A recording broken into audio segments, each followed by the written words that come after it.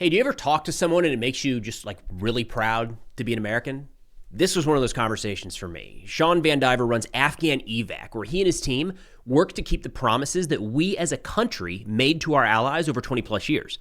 Fortunately, early last year, U.S. government support for this critical program was shut off. It's left some of our allies stranded around the world, but Sean and his team haven't stopped. Now, Afghan Evac is an incredible organization that genuinely represents the best that we are as a country. So it was an absolute honor to talk to Sean today about what they're doing. Now, for those interested in supporting their mission, the link to donate is in the description below. And with that, let's get to the conversation.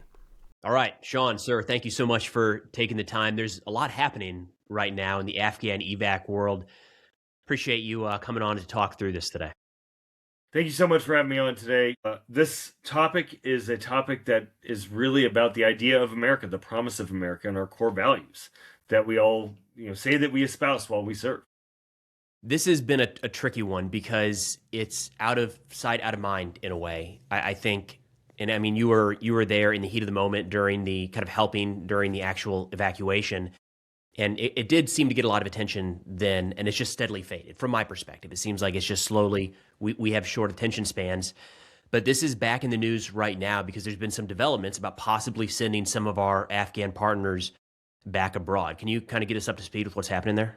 Sure. So what people remember is Afghans clinging to planes flying out. We got 80,000 out. And I think a lot of people believe that just because it hasn't been in the news, that it all sort of stopped then. But I'm really proud to say that Afghan Evac brought our coalition to the White House, to the Biden White House, and we said, hey, you screwed this up. We've got to get these people out. And they agreed.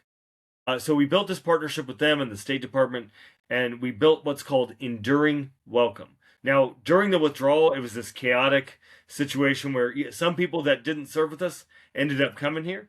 But now they have a relationship here. It's our fault they came here, so they've got to stay. Enduring Welcome was the answer to how do we make this normalized? How do we fix it? All told, we ended up building on the vetting. The vetting is much stronger now.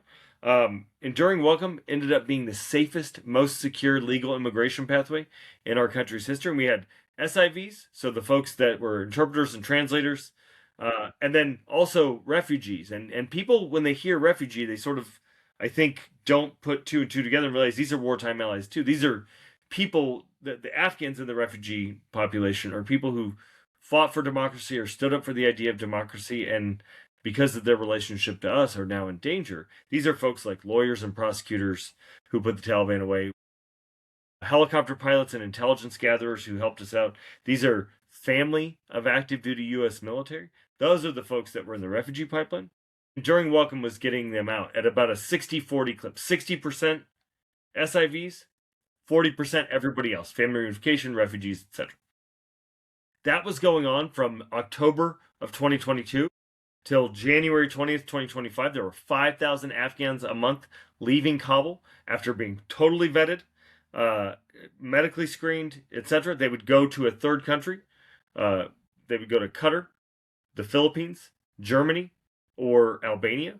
And then they would undergo more processing and more vetting. And then they would come to the United States and start their American dream that they were promised. And on January 20th, the president's first day in office, they killed foreign aid, which killed the flights, and then they killed refugee processing, and nobody's come since. So all of the people that are stuck on that camp that's in the news right now have been there since November, December, January 2025. November, December 2024, January. So this isn't just a matter of we're no longer pursuing a program. There's people like in the middle of the program that followed step 1, 2, and 3. Okay. That's right. And it's like if your flight got canceled while you were in flight or you were on your layover, right? If your trip got canceled while you were on your layover and then you couldn't get out of the airport. Like people are trapped and they're devastated, right? Because nobody's telling them anything.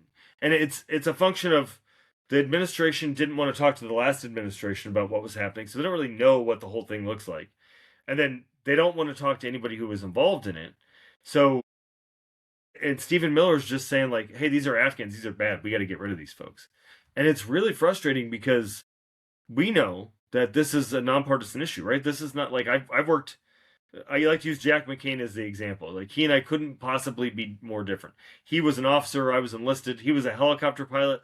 My job was to shoot planes out of the sky. If it flies, it dies, was our motto. And he's Republican royalty, and I'm a Democratic nobody, right? And he and I were like this, building this thing out, and we remain like this, right? Because this is such an easy ask. Do we stand by the people who fought our wars for us? Duh. Of course we do. Yeah, I think that's where some of this gets lost. There's a couple different directions here. It's the right thing, especially the people that worked with us, and we told that we would help provide a future for, just get them out of danger. But also, like, we're fighting right now in Iran. We are going to continue to have conflicts, and we want those people to look at the United States as a trustworthy partner and say, "I will stand with you now, knowing that you'll be there in the like." This helps us. Yeah, exactly. You can look at this from a selfless or a selfish point of view. It's a nice long-term investment. I actually, you got to laugh or you cry, right? I laughed when President Trump was like, "Hey, Iranians, you stand with us, we'll stand with you," and I was like, "Don't buy it." That's scary, yeah. Well, Iranians know what happened to Afghans, right? Afghanistan is right next to Iran. A bunch of Afghans fled the Taliban into Iran when the withdrawal happened, and they couldn't get here quickly. So we were getting a bunch of messages like, "Help us, we're in Iran." And we're like, we don't have diplomatic relations. That might not be Iran. easier. We can't do anything about that. But Iranians were like, "Yeah, keep your promises, friend." And that can't be true. When an American shows up somewhere with a flag on their shoulder and they say, "Hey," when they make a promise, when they make a commitment, when they say something, it's gotta be reliable. That is who we are as a nation, right? Like Ronald Reagan, man, he said that the United States of America has to be a shining city on a hill, and if it has to have walls, that the walls have doors, and the doors are open to anyone with the heart and the will to get here. And that's just like fundamentally not what's happening right now. So in terms of everything being shut down, is this, and maybe this is a silly question, but is it shut down as a byproduct of other decisions, or was this program intentionally shut down? So it's yes to all. On day one, it got shut down as a byproduct of other decisions. And we had actually sent a letter to the president and the vice president and others saying, "Hey, we know you're coming in and doing a bunch of immigration stuff. We know you care about Afghans. We'd like to see, we want to make sure that you're aware of these things that you might be planning to do and how they'll impact Afghans." They ignored it. They shut down foreign aid, which turned off relocation flights, and it turned off the ability of these camps to function. We had to start a diaper underground railroad, which was crazy. We were able to get the diapers restarted. And then in summer of last year, they messaged that they would be shutting down Enduring Welcome. And then they fired all of the CARE staff. The CARE is the Coordinator for Afghan Relocation Efforts, the office at the State Department responsible for implementing Enduring Welcome. And then they took away Enduring Welcome money. And then they reallocated the contract for flights out to be flights out of the United States, deportation flights, the repatriation flights. And then it's been decision after decision. And when Congress doesn't support them doing this, when Congress asked them about it, they said, "Oh, we're coming up with our comprehensive Afghanistan policy right now. So once we get that hammered out, we'll come back to you and brief you." But they were turning off everything permanently as they're working out their policy. And they still haven't come back and briefed Congress yet, but they've shut everything down. And that includes, after the shooting that happened in November, they used it as an excuse to shut down the SIV program entirely. The courts said they had to restart the processing there. But what they're doing is actually kind of dirty. There's obviously the refugee program is stopped, but people could still apply for visas. When the shooting happened, they added Afghanistan to the travel ban, and they decided that any Afghan national or any national from any of these travel ban countries, if they interview for a visa, they're going to get denied. But they're still going through the chief of mission processing and other processing required for visas. Once you get to the point where you're supposed to schedule your visa interview, they're encouraging you to schedule it. They're not telling you that it's going to be denied. They're saying, "Hey, go ahead and schedule this visa interview." And for an Afghan, that means you have to get out of Afghanistan, pay thousands of dollars to go to Pakistan or somewhere else around them. Everybody's at war there right now, so it's not safe. and then you uproot your life because you think you're going to come to the United States, because surely the United States of America wouldn't invite you to a visa interview if there was a guaranteed denial. But that's exactly what's happening right now, and so people are getting denied, and just it's a denial with finality. So you would have to restart the visa interview process all over again, and that's onerous, and it costs money, and it costs time, and it's just so everything is deliberately shut down, and there are byproducts of other things, and that's the idea, right? It's a layered, like an onion approach to keeping people out. Man, bureaucracy is frustrating and hard enough when you're trying to like start a business or Yeah. update your passport. The idea that bureaucracy, and I know this isn't new and it's not unique here, but the idea that bureaucracy stands in the way of like people in harm's way, they're able to get out or they're not, is like that's depressing. It's awful, and like we can't even fix DTS, right? Like you remember DTS, like I don't understand. I think a lot of people had a lot of hope with Doge when it came in that you might like be able to clear out some of this nonsense. There's junk, And yeah. yeah, and there's just a bunch of dumb shit that needs to be fixed. And we were hoping that a smart principled approach to that would result in like better outcomes, right? Better processing, faster processing. There's so many dumb pieces of paperwork when I can pick up my phone and order food and it'll be here before we're done talking. But we can't figure out how to make travel work for the United States military. We can't figure out how to follow through on these promises made by the United States military. Like it seems dumb and feckless and purposeful at this point. So a couple of quick questions here. You said repatriation. Are we where are we sending them back? So I need to be clear. The repatriation flights are not for Afghans. I mean, they have done one or two of those, but they're flights for anybody to go wherever they're going back, right? They repurposed those aircraft. Yeah, they repurposed the gotcha, contract. Okay. The company that was doing it, that was flying Afghans out, is now the company that's flying people back to wherever they came from, and it's gross. I live in San Diego, so I see a lot of immigrants, and I'm just not seeing the things that we're told. But I spend a lot of time in federal court. Afghan Evac and Iraq and Afghanistan Veterans of America started something called Battle Buddies because ICE was harassing Afghans that were brought here during the withdrawal. And we showed up, and we haven't had anybody detained. We've had hundreds of deployments. Nobody's been detained under our watch. But I got to tell you, it's been really, really eye-opening for me to see how these folks are treated, Afghans and otherwise. And it's, I think as veterans, I didn't wear a mask when I was overseas. And we show up, a bunch of veterans show up, and battle buddies are all veterans and frontline civilians, right? So we show up in these federal courts, like 10 of us, and we see all these ICE agents being kind of weenies with their faces covered, and it's like, come on, man. Like, what do we do? The judge doesn't have his face covered. The lawyers don't have their faces covered. Nobody has, and we didn't cover our faces overseas. Like, the Afghans tell me that it feels a lot like the Taliban. It feels like masked agents of the state showing up to disappear you, and it's terrifying. If they were to grab an Afghan like that, where are they going? So they put them in detention. And dude, you're not going to believe this. So you're familiar with due process and habeas corpus, right? The petition for habeas corpus. Would you believe that since the Trump administration started, literally, I think there's up to 10,000 now petitions for writs of habeas corpus that have been approved for ICE detentions?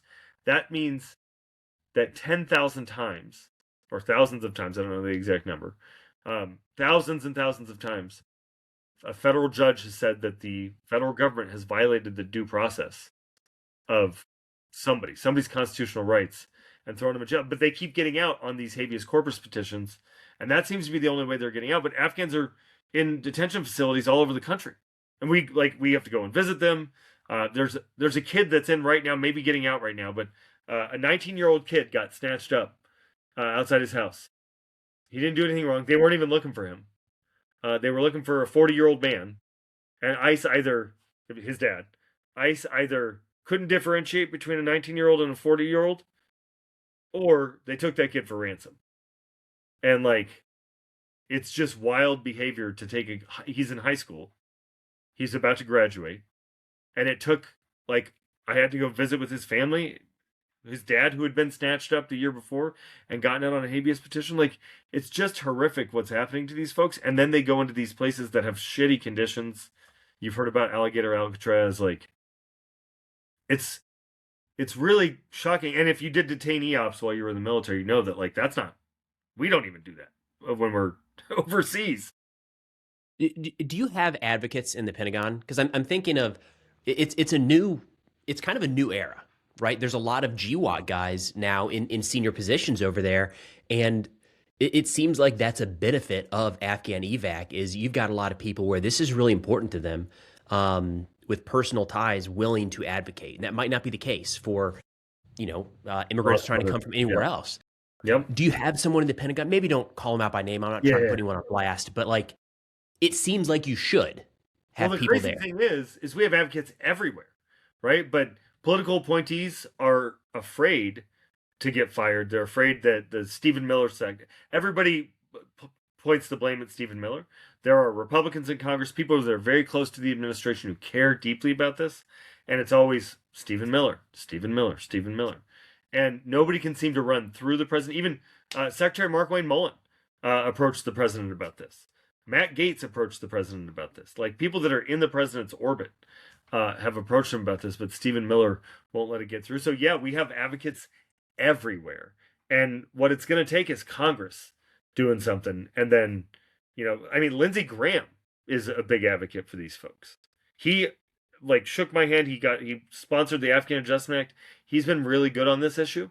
We've had a lot of very senior folks, both on the political side and the military side, who care deeply about this.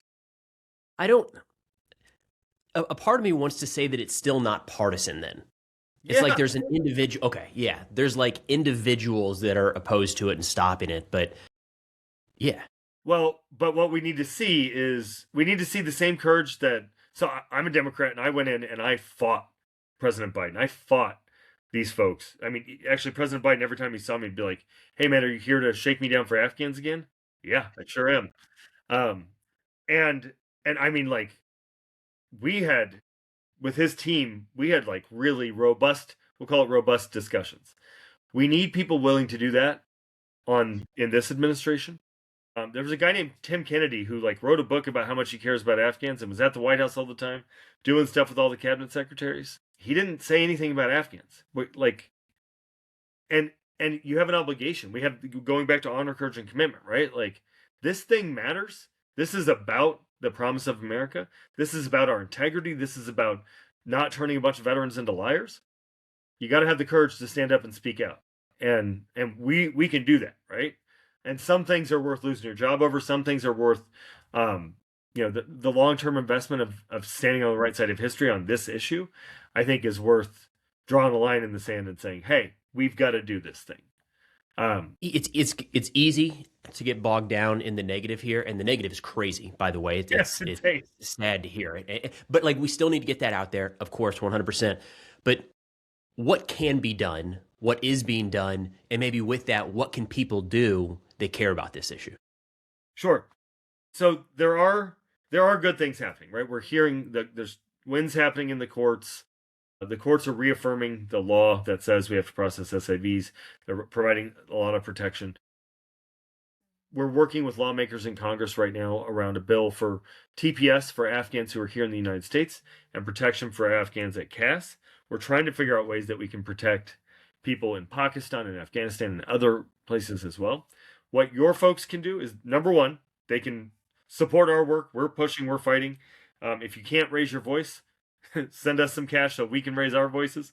We're unafraid to do that. Number two, call your members of Congress and your local representatives. Let them know how much you care about this.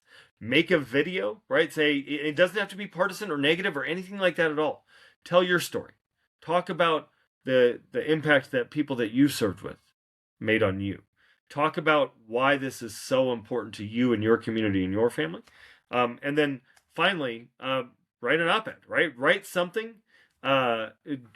Use your voice, right? One of my favorite things when I got out of the military after 12 years was that I could now use my voice, take the experiences that I had going through the Straits of Hormuz, take the experience I had kicking in doors and, running down drug runners, and talk about them and push and try to make our country a better place by sharing my experiences. And everybody can do that, and we'll help you do that. If you want to get in touch with us, we're happy to help you figure out how to do that in a way that you're comfortable. And that's it. I think we've just got to make sure we keep our eyes open to this, and we're not letting anything cloud the clarity that is, if we made a promise, we got to keep that. Yeah, and I mean, we made those promises under a lot of presidents because we spent a lot of time in Afghanistan. So we made these promises under Democrats and Republicans, and we've broken these promises under Democrats and Republicans. Exactly so, like, right. to your point, yeah, I feel like walking back. I'm not trying to let anyone off the hook by saying this is not partisan, but like the war was not partisan, sure. Right? Yeah, 100%. Yeah. Yeah, this is like failing our wartime allies is not only a problem for our generation. They fucked them in Vietnam. They fucked them they fucked the Kurds. They enduring welcome represents the first time we were finally getting it right, and we were only getting it right because veterans, Afghan Evac brought a bunch of veterans, brought a bunch of civil society to the table, and said, "Hey, you got to listen to us." And we surrounded government with itself. It's the thing that I'm the most proud of, right? Like we actually got it right. And I didn't even serve in Afghanistan. I fight this because it's about the idea of America, right? We have this American dream. We have this American ideal that we all believed in. We all signed up, raised our right hand, and swore an oath, right? It just seems like such a fundamental truth that we should take care of these folks, and everybody has failed them. Rich folks in Washington, D.C., just not even thinking about what it means to be on the pointy end of the spear, right? There was a Ukrainian soldier that shared a story recently. He was wearing a American flag patch on his helmet, and somebody said, "You can't, what are you doing? They don't support us anymore. Their government is not behind us." And the guy went on this long rant that I'm not going to try to replicate because it was beautiful. But he essentially said it's about the people that care. It's not about the government. And I just want to say it's really cool how for so many people, hundreds, thousands of people in Afghanistan and their extended families, how Afghan Evac and what you're doing, Sean, and your team is showing them what our country is. Like, we've dropped the ball. We're going to continue to drop the ball. But you guys are stepping up and representing our country in such an awesome way. So thank you very much for what you're doing. Thank you. Yeah, there was a diplomat named John Bass who was the last ambassador to Afghanistan and the biggest champion our government has had for Afghans. He's incredible. And he one time told me that he had respect for me because I afflict the comfortable and I comfort the afflicted. And I was like, shit, man. It was like a really good compliment, and it fucked me up a little bit. But like, that is to say, if you want to bully the government, we're here to help you. If you want to bully the government on behalf of people who can't bully them themselves, sign up, come over to Afghan Evac, we'll help you out. There's a guy named Andrew Viprick who I'm bullying right now, and he's the Assistant Secretary for Population, Refugees, and Migration, and he's a monster, but he says stuff with Southern charm, so he sometimes gets away with it. But we're not stupid. I like it. Well, Sean, thank you so much again for what you're doing and taking the time to walk through this today. We'll have all the links in the description below, including where people can donate to help out what you and the team at Afghan Evac are doing. But thank you again so much, sir. Thank you, Preston. We'll see you soon. Sounds good. All right, so thank you so much to Sean for taking the time to walk through all that today. For anyone interested in following along with their work, all of the links will be in the description below, including where you can donate for anybody interested in supporting their mission, or how you can get in touch with your representatives and different messages that you can send to kind of support their work and show your government officials, our government officials, how much this means to you. I mean, again, this is not partisan at all. This is an American thing. We made promises. We made promises under Democratic presidents, under Republican presidents, and we have broken those promises under Democrat and Republican presidents. It's a matter of who we stand for as a country. So, honored to be able to talk to Sean and hear what he and his incredible team are doing to keep up our end of that bargain as best we can. That's all we got for now. Thanks for watching, and I'll see y'all next time.